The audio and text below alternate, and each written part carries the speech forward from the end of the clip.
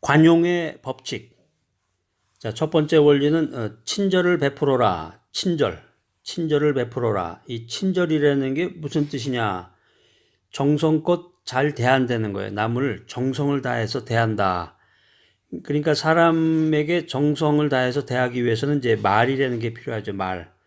그러니까 남에게 친절한 말을 건네준다는 거죠. 이 선한 말은 인생의 보배입니다. 그러니까 사람들이 다른 사람이 내 주변에 있는 사람이 낙심해가지고 의기소침했을 때 용기를 북돋워주는 그 말 한마디, 이건 정말 그 사막을 건너는 사람에게 물을 건네주는 것과 같은데, 자, 이 강의를 들으신 여러분, 진정한 의미의 그 훌륭한 친절을 소유한 여러분이 되시길 바랍니다. 친절을 베풀어라. 친절한 말 한마디를 건네라. 이게 잘못하게 되면 이제 자기 직장 생활하는 데 있어서 어떤 높은 지위에 있는 사람, 고위직에 있는 사람한테 이제 친절을 베풀어라. 이게 이제 알랑방구. 예전 말로는 이제 세상 말로는 이제 알랑방구. 비율을 맞추라는 거야. 그러면 나보고 비율을 맞추라는 거예요. 이런 오해를 할 수도 있어요. 오해를 할 수도 있는데 힘없는 사람이나 성공한 사람, 또 고위직에 있는 사람, 잘 나가는 사람, 누구에게나 평등하게 친절을 베풀려는 거죠. 잘 나가는 사람이나 아니면 망한 사람이라든가, 또 직장 내에서 고위직에 있는 사람이나 아니면 직장에서 청소 같은 허드렛 일을 하는 사람이든지 누구에게나 그 공평하게 친절한 말을 베풀려는 거죠. 그래서 그 사람의 그 직장 생활이나 조직 생활할 때도 보면은 그 사람의 인품이나 성품을 알 수 있는 그 단적인 예가 있어요. 그 조직 내에서 제일 허드렛 일을 담당하는 사람을 어떤 태도로 대하느냐. 응? 그래서 이제 그 회사에 이제 고위직에 있는 사람이 그 회사 복도를 지나가고 있는데 청소를 하고 있던 그 아주머니가 이제 인사를 하거나 이렇게 다소곳이 비껴서게 되잖아요. 그랬을 때 그 사람을 어떤 태도로 바라보며 어떤 이야기를 하는지를 보면은 그 사람의 성품을 알 수가 있다고. 바로 쉽죠? 자, 그런데 이제 흔히 사람들이 잘못 이해하거나 오해하는 경우가 있습니다. 요거 아주 중요합니다. 그러니까는 약자나 사회적인 약자나 공경에 처해 있는 사람에게만 친절을 베풀게 되면은 이것도 문제예요. 예? 요것만 중점적으로 얘기하시는 분도 있는데 요거는 좀 문제성이 있습니다. 왜 그러냐? 사회적인 약자나 공경에 처해 있는 사람에게만 편중해서 친절을 베풀게 되면은 자기 주변에 그런 사람만 몰린단 말이에요. 약자만. 그러니까는 어떤 그 사회 구원을 위한 그 종교인이다. 자기 스스로가 무슨 세례 요한 마냥 그런 입장이 아니라 그러면은 이게 잘못하면 이제 유유상종의 자연 법칙인데요.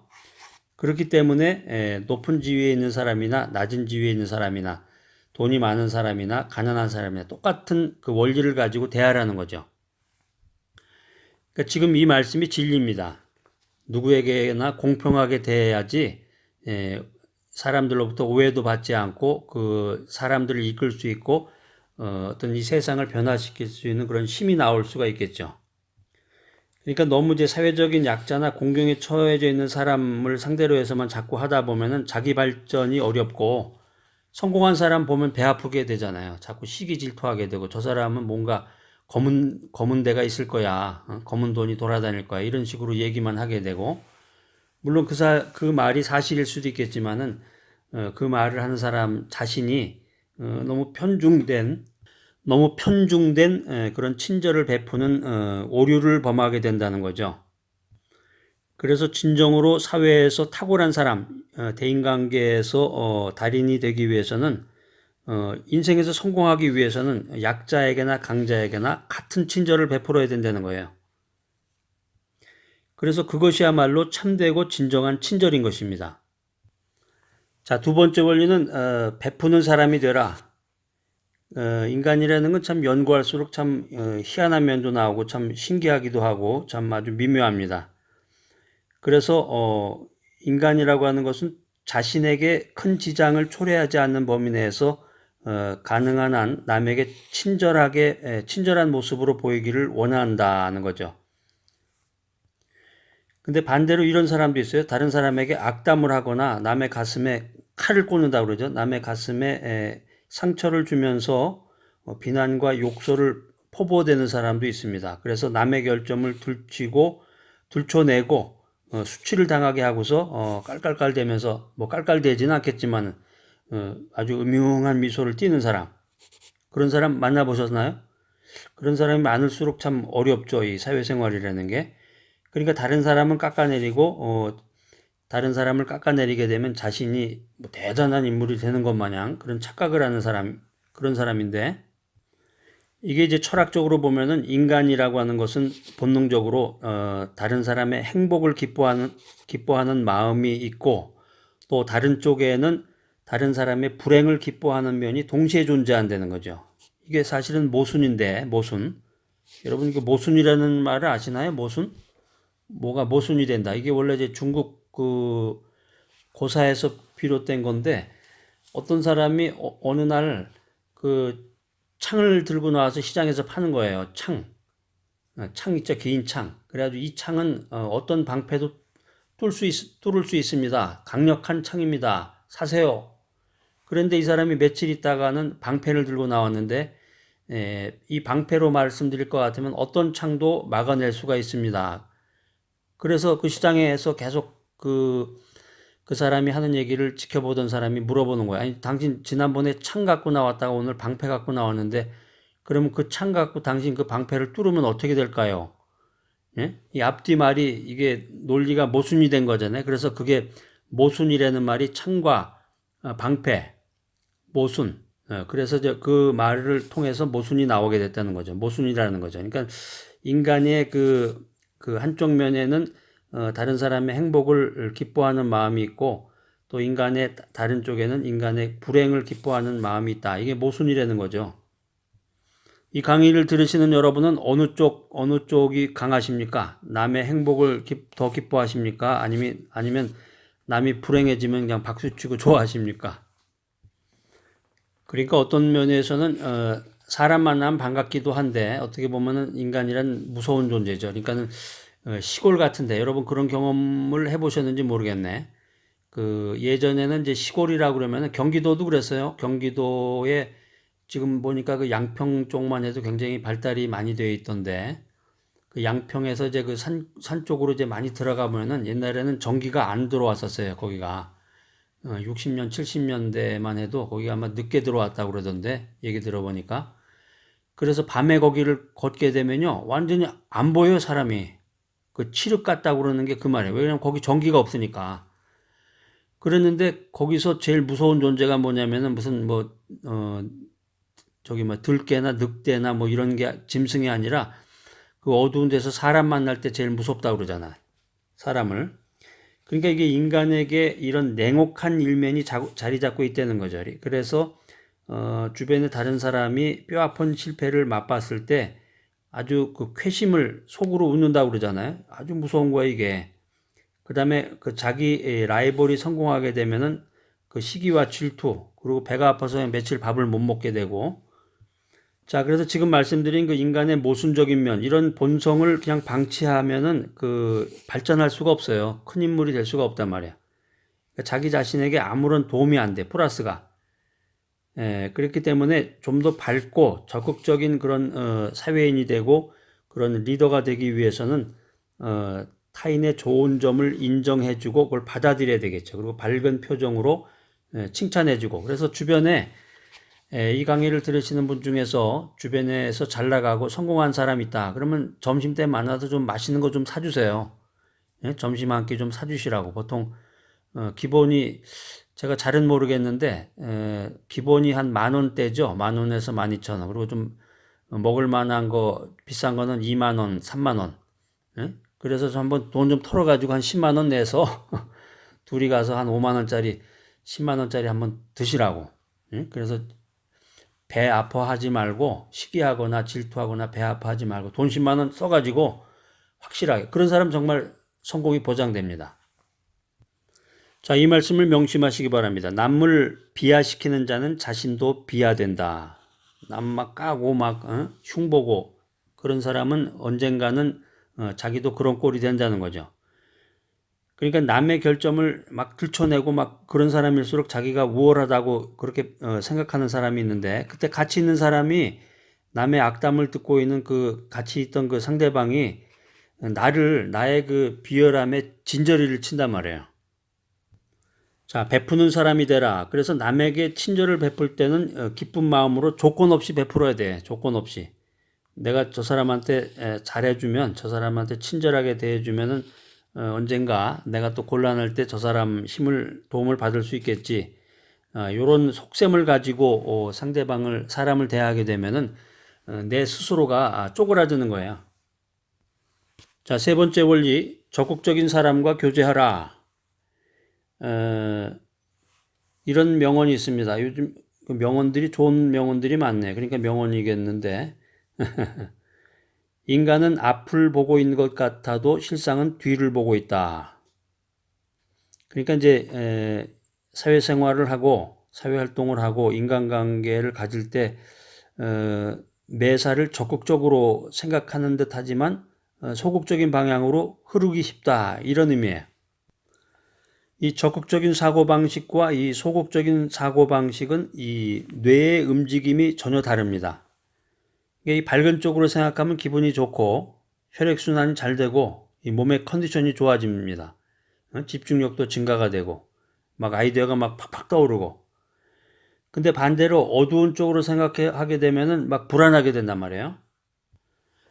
그래서 자기 자신을 좀 의도적으로 될 수 있으면 이 낙천적으로 행동하고 밝은 사고방식을 갖도록 좀 습관을 바꾸는 게 좋습니다. 낙천적으로 행동하라. 밝은 사고방식을 가져라. 제가 이제 강의 시간에 그런 얘기를 자주 하는데, 좀 자기가 처해진 방 같은데, 자기 방이나 연구실 같은 데를 좀 환하게 해가지고 어두컴컴하게 만들지 말고 환하게 해놓으면 이게 벌써 분위기가 달라요. 깜깜한 거하고 환한 거가. 너무 지저분하게 해놓지 말고 정리정돈도 좀 잘 해놓고, 그래서 낙천적으로 행동하고 밝은 사고방식을 갖도록 이게 이제 습관이 돼야 되겠죠. 그러기 위해서 가능하면 이제 적극적인 사람과 교제하는 게 좋다는 거예요. 그렇기 때문에 우리가 흔히 이제 유유상종이다, flock together, 끼리끼리 모인다. 그걸 이제 리더십의 원리로서는 이제 이너서클의 법칙이라고 그러는데요. 비슷한 사람끼리 모인단 말이에요. 자, 네 번째 원리는 조심스럽게 말하라. 좋은 말 하나 또 있습니다. 내뱉은 말에는 지우개가 없다. 이것도 아주 좋은 말이네. 그러니까 말할 때 조심해서 하라. 말 한마디 한마디를 신중하게 하라는 그런 교훈인데요.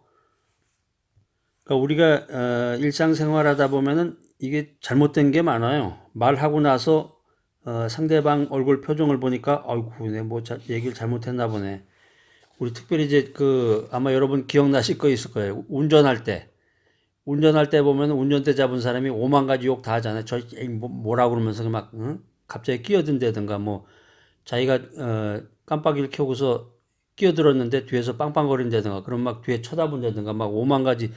그러니까 막 욕소리 막 나오는데, 이제 중요한 것은 이제 자기하고 이제 거래하는 사람이라든가 중요한 사람을 모시고서 갈 때 무의식적으로 그 무의식이 90%를 차지한다고 그랬는데, 무의식적으로 그 XX 그 말이 막 육두문자가 튀어나온다고 생각해 보세요. 자, 이거 실수했네. 자기도 모르게 자기가 하고서도 기억을 못 하는 경우도 있고, 여러 번 하다 보면 기억날 거 아니야. 아이고, 내가 실수했네. 자, 그럴 때 내뱉은 말에 지우개가 없다. 이 말 해봤자 이미 말은 내 입을 떠나고 난 다음인데, 자, 그래서 말할 때는 정말 해서는 안 될, 최후까지도 해서는 안 될 말을 해서는 안 됩니다. 정말 그런 말을 쉽게 하는 사람이죠. 특별히 이제 부부간에도 그런 말 하는 사람이네. 자, 이혼하자. 응? 야, 죽어라. 자기 자식한테. 야, 그런 식으로 하려면 되져버려. 죽어. 뭐 이런 그런 사람이 많더라고요, 보니까. 그러니까 요즘에 이제 그 문제가 그 젊은 애들이 우울증 걸리고 정신에 이상이 있고 그런 애들이 많다는데, 걔 자신이 어떻게 무슨 뭐 약을 먹거나 뭘 해서 그런 게 아니라 그 모든 게 다 원인이 부모 탓이에요, 부모.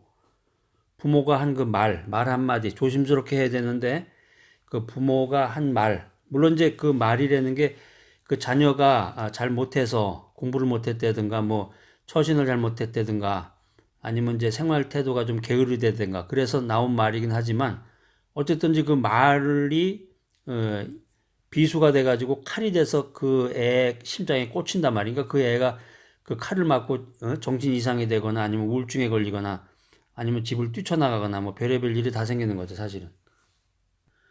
그러니까 예전에 요즘도 그러는지 모르겠는데 예전에 한국에서 한때 그 애들 그 집 가출하는 건 문제가 됐었죠. 특별히 이제 여자애들도 그렇고 그래서 막 무슨 저기 그 유기견 마냥 막 그 거리 떠돌아다니고 그거 막 뉴스에도 나오고 한참 그랬는데 요즘도 아마 그럴 텐데 요즘엔 또 뉴스에 안 나오더라고요. 근데 그게 미국하고는 조금 사정이 다른 것 같아요. 한국은 뛰쳐나가도 그 대중교통이 발달이 돼서 움직이기가 쉬운데 미국 같은 경우는 어디 뛰쳐나가도 사람이 돌아다닐 수가 없어요.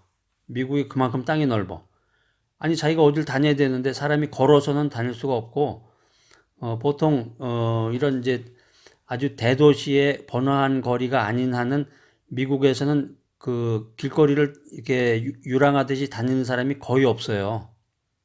뭐 고속도로를 자기가 길을 따라 갈 수도 없고 그랬다간 바로 경찰이 출동합니다. 그러니까 그런 면에서는 좀 다른 것 같아요. 한국에서는 그냥 뭐 무슨 그런 기분 나쁜 일이 있거나 그러면 애들이 뛰쳐나갈 수도 있지만 미국에서는 뛰쳐나갈 데가 없으니까 그리고 이제 가출을 해서 어떻게 움직일 수가 기동력이 떨어지니까 이제 그런 사회적인 환경도 있긴 있네요. 아무튼 조심해서 말하라. 신중하게 말하라. 자, 그래서 내뱉은 말에는 지우개가 없다. 이 말 참 요거 잘 좀 기억을 하시고 그래서 인간이라고 하는 것은 이게 자아나 자존심에 상처를 입게 되면은 이 분노가 폭발되는 거죠. 이 뚜껑이 열린다고 그러잖아요. 퍽 그냥 폭발이 돼 버리는데 그래서 미국 생활도 미국 이민 생활도 10년 주기로 머리가 저기 뚜껑이 열린다고 그래요. 참아야 돼. 참고 행동을 참고 조심스럽게 말을 해야 되는데 그러니까 이게 때로는 그 인간의 말이 인간을 죽이는 그 흉기가 된다는 거예요. 조심스럽게 말하라. 자, 다섯 번째는 문제점을 신속히 해결하라. 그래서 인간이라는 게 이 어떤 일에 직면했을 때 이제 복잡한 일에 직면했을 때 대처 방법이 사람마다 다른데요. 성격도 있고 뭐 환경도 있고 나이도 있고 뭐 여러 가지 그런 대처 방법이 다르게 되는데 어떤 사람은 그냥 하늘에 맡기는 사람도 있어요. 그냥 운에 맡기는 사람. 그런가 하면 또 어떤 사람은 그 아주 그냥 냉철한 분석, 연구 분석을 통해서 대처 방법을 찾기도 하는데 여러분은 어떻습니까? 그냥 될 대로 되라. 뭐 쾌싸라 쎄라 뭐 이런 식으로 해서 하려면 하고 말려면 마음대로 해라. 아니면 철저하게 분석을 해서 그 문제를 쪼개가지고 하나하나씩 실천 가능한 범위 내로 해서 그걸 이루어 나가는지.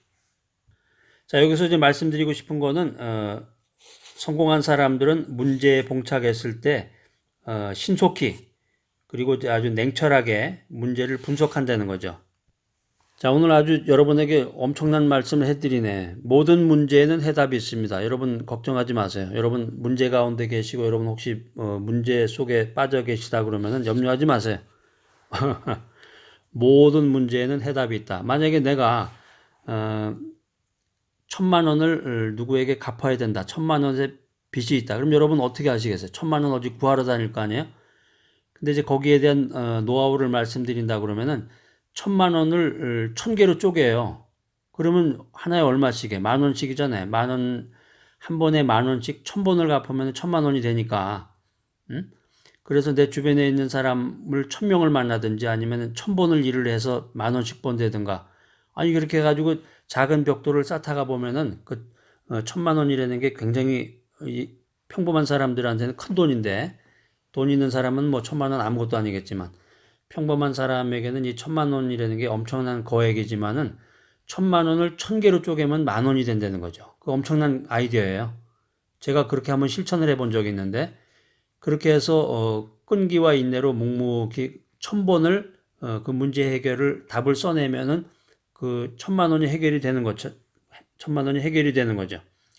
자, 모든 문제에는 해답이 있습니다. 그래서 문제 해결을 위한 그 노하우를 제가 알려드리겠습니다. 지금 한 6가지가 준비된 것 같은데 요거를 잘 여러분 기록을 하셨다가 킵하셨다가 여러분들이 여러분의 그 현실 생활에 잘 응용을 해야 되겠죠. 또 형편과 사정은 다 다르니까 요거를 조금 이렇게 응용을 해가지고 여러분 그 문제 해결하는데 큰 도움을 받으시기 바랍니다.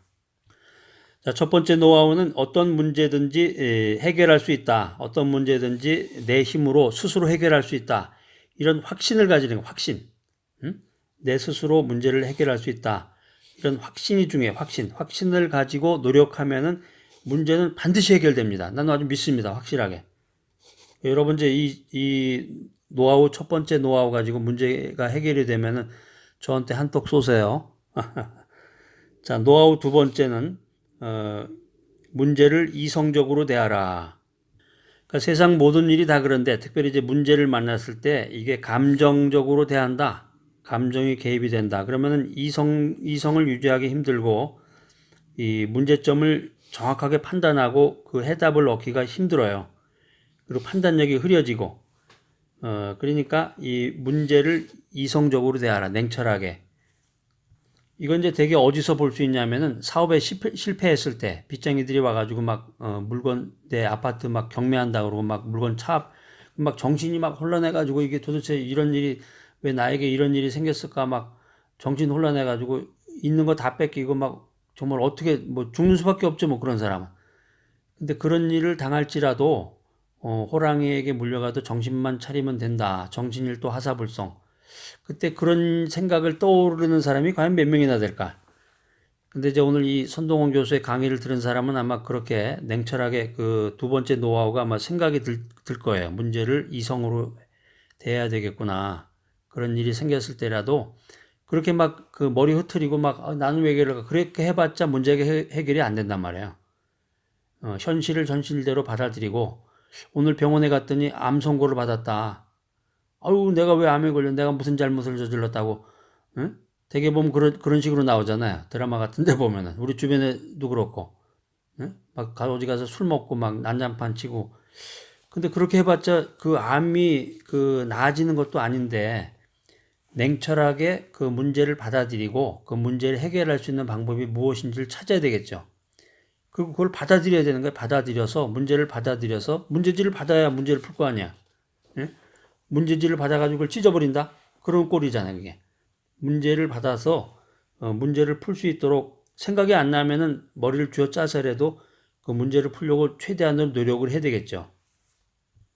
자, 그 다음에 세 번째 노하우는 너무 서두르지 말아라는 거예요. 서두르지 말아라. 문제가 터졌다. 빚쟁이가 몰려온다. 채권자들이 아파트 경매한다 그런다. 뭐 며칠 날 어떻게 한다 그런다. 근데 지금 당장에 무슨 해답이 요구되는 게 아니에요. 지금 시간은 있다고요. 네? 내가 시험장에 들어갔는데 시험을 본다. 그럼 보통 시험이 이제 1시간이잖아요. 1시간 동안 안에 쓰면 되는 거지. 그냥 급하게 시험 문제 받자마자 그냥 막 휘갈겨가지고서 막 뭘 썼는지도 모르고 그냥 막 급히 나온다. 그렇게 나오면 성적이 잘 나오는 것도 아닐 텐데. 시간이 있다고요. 문제를 해결할 수 있는 최소한의 시간이 문제와 동시에 주어져요. 참 그거 보면 신기해요. 보면. 시간이 있거든. 그때까지 침착하게 초조해하지 말고 내가 스스로 그걸 생각해 보면 또 묘안이 떠오르게 되고 현실을 묵묵히 받아들이면서 무리하게 서둘러서 그 해답을 얻으려고 하지 말아라. 자, 네 번째 노하우는 이제 많은 정보를 좀 얻어가지고 연구 분석하라는 거죠. 연구 분석해라. 그래서 이때 이제 네 번째 노하우에서 제일 중요한 거는 이제 문제를 객관적으로 임하라는 거죠. 객관적으로. 이 문제가 이제 나에게 관련된 문제지만은 내가 너무 나라는 걸 의식하게 되면 이제 감정이 개입을 하게 되고 오판을 하게 되는 거거든요. 편견을 가지고.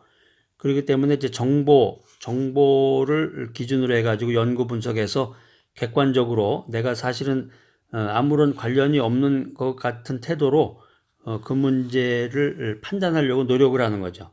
그렇게 됐을 때 편견 없는 해답을 얻은 아주 냉철하고 명확한 그 해답이 쫙 나옵니다. 자, 다섯 번째 노하우는 이제 1, 2, 3, 4, 네 번째까지 한 거를 종에다 써보세요. 1번에서 얻은 해답, 2번에서 얻은 해답, 3번에서 얻은 해답, 4번에서 얻은 해답을 종에다가 써야 돼. 종에다 써가지고 그걸 잘 나름대로 정리를 해보면은 거기에서 아주 명확한 이성적이고 객관적인 분명한 해답이 거기서 나옵니다. 자, 그다음 마지막 6번째 노하우는 이제 자신의 통찰력과 직관의 능력을 믿어야 돼. 만약에 이제 크리스찬이라 그러면 이제 기도를 한다든가 여러분이 믿고 있는 그 믿음의 대상에게 기도하면서 그 통찰력과 직관의 능력을 믿어야 돼. 그러면 자기 나름대로 어떤 그런 신념이 떠오르게 됩니다. 그러면은 이 이성이 그 자기의 그 마음 속에 있는 그 확실한 그 비전과 자신감이 자기에게 조언을 해주게 돼. 그런 것들을 가지고 조리 있게 하나씩 그 문제를 풀어 나간다면 어떤 문제든지 모든 문제를 해결해 나갈 수가 있을 것입니다. 어떤 문제든지 해결이 불가능한 문제는 없습니다. 모든 문제에는 해답이 있다. 그러니까 너무 서두르지 말고 초조해하지 말고 순차적으로 시간의 흐름에 따라서 그 문제를 해결해 나가라. 자, 관용의 법칙인데요. 잠깐 요약 정리해 보겠습니다. 첫 번째, 친절을 베풀어라. 그래서 친절의 정의에 대해서 말씀드렸죠. 친절, 정성껏 잘 대한다. 그래서 사람들을 정성껏 잘 대하기 위해서는 친절한 말이 필요하다. 자, 그래서 여기서 이제 오해가 있다고 그랬는데 그 자기 타이틀이 높거나 직장 상사한테 친절한 말을 하는 것은 이제 비유 맞추는 거냐 아니면 아부하는 거냐 이렇게 생각이 들 텐데 그런 게 아니라 진정한 친절이라고 하는 것은 타이틀이 높은 사람이나 아니면 이제 허드렛 일을 하는 사람이나 같은 기준을 가지고 대하는 것이다 하는 거죠. 특별히 너무 약자나 공경에 빠져 있는 사람만 편중해가지고 친절을 베푼다 그러면은 약자들이 주변에 모이게 되고 유유상종의 법칙에 의해서 약자만이 모이게 되고 내 자신이 진정한 친절을 베푸는 그런 사람이 될 수 없다는 거죠. 자, 그 다음에 두 번째 원리는 베푸는 사람이 되어라.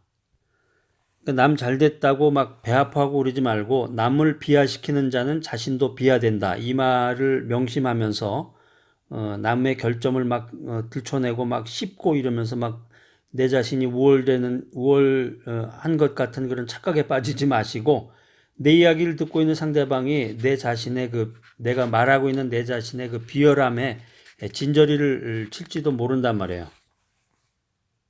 그리고 명심해야 될 것은 내가 남에게 친절을 베풀 때는 어떤 기대를 바라면 안 된다는 거죠. 남에게 친절을 베풀 때 나중에 내가 잘못됐을 때 도와주겠지 이런 생각하면 안 된다는 거예요.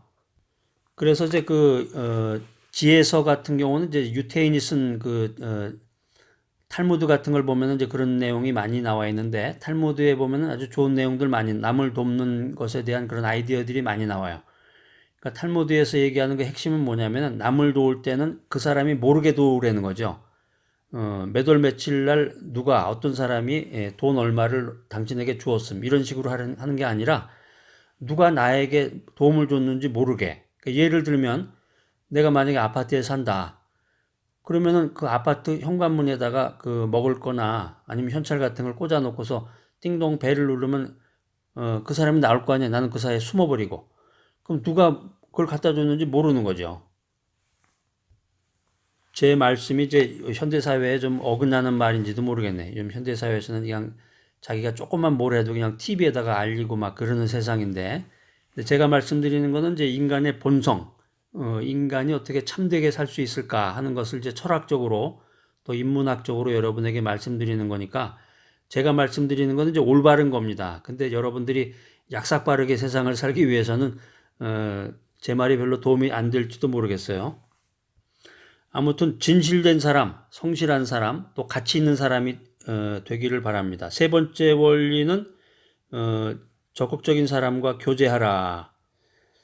그래서 이제 인간은 앞을 보고 있는 것 같지만 실상은 뒤를 보고 있다. 이런 말씀을 서두에 드렸는데 적극적인 사고방식과 소극적인 사고방식이 이 뇌의 움직임이 다릅니다. 그래서 밝은 쪽으로 생각하면 기분이 좋고 또 혈액순환이 원활해져서 몸의 컨디션도 좋아지는데 아무튼 의도적이라고 해도 이 낙천적으로 행동을 하고 밝은 사고방식을 몸에 익혀라 하는 거죠.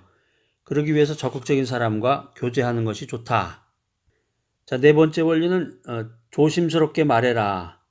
내뱉은 말에는 지우개가 없다. 말 한마디 한마디를 신중하게 해라. 부모가 자식에게 말할 때 참 조심해야 돼.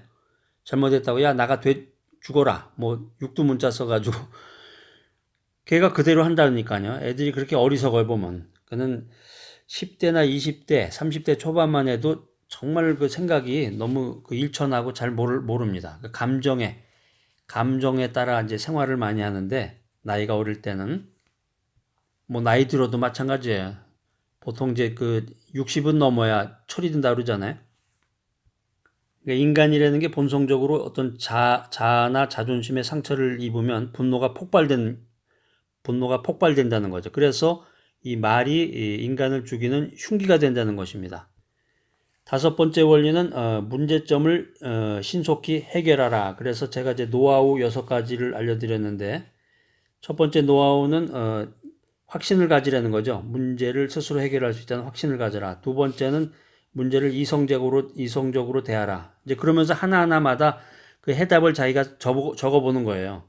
첫 번째 노하우를 가지고 확신을 가지고 내가 해결할 수 있다. 거기에 대해서 해결점, 해답이 뭘까 써보고 그다음에 두 번째 이성적으로 문제를 대하면서 감정을 빼고 또 해답을 적어보고 세 번째 시간적인 여유를 가지고 서둘러서 하지 말고 시간적인 여유 가운데서 답을 적어보고 네 번째 정보를 많이 수집해 가지고 조사 연구 분석해 가지고 객관적으로 답을 써보고 다섯째는 이제 그 내용들을 메모지에 적어보려는 게 그런 내용이에요. 그 다음에 여섯 번째는 이제 기도하면서 자신의 통찰과 직관력을 믿고 신념을 가지고 이 적은 내용들 자기가 생각한 것을 이제 실천해 나간다는 거죠.